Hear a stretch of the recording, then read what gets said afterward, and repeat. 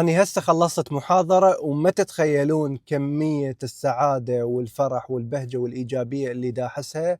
صدقوني اليوم أنا قاعد وأحس بشوية كسل، خمول، ملل، مشاعر سلبية، ولكن مجرد ما دخلت إلى قاعة الصف وشفت الطلاب التقيت بيهم، سولفت وياهم، اختلطت بيهم، تعلمنا، سألوني جاوبت، أنا هم سألتهم هم جاوبوا، طلعت من القاعة كل نشاط وحيوية وطاقة إيجابية وإقبال على الحياة. صدقوني يعني هاي المشاعر أتمنى كل واحد يحس بها.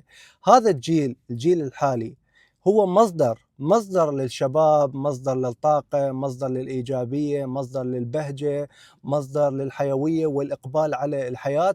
فضروري جدا أنه تختلطون بهذا الجيل، ضروري جدا أنه تسمعون لهذا الجيل، ضروري جدا أنه تكونون قريبين مع هذا الجيل وتختلطون به.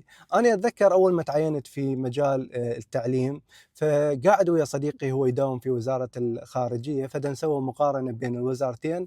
قال لي أحمد أنا أحسدك بنقطة واحدة، قلت له وهي؟ قال لي إنه أنت راح تبقى متجدد وشبابي وعقلية شبابية مهما كبر بيك العمر.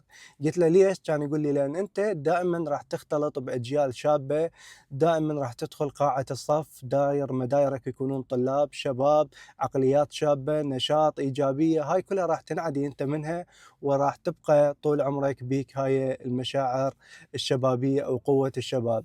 وفعلا هذا كلامه يعني كنز، وهذا كلامه يعني أنا دائما أو كل يومية أحسه وأحمد الله على هاي النعمة. فنصيحة دائما اختلطوا بالشباب، دائما اسمعوا طلابكم، حبوا طلابكم، اهتموا بطلابكم حتى تبقون متجددين وإيجابيين.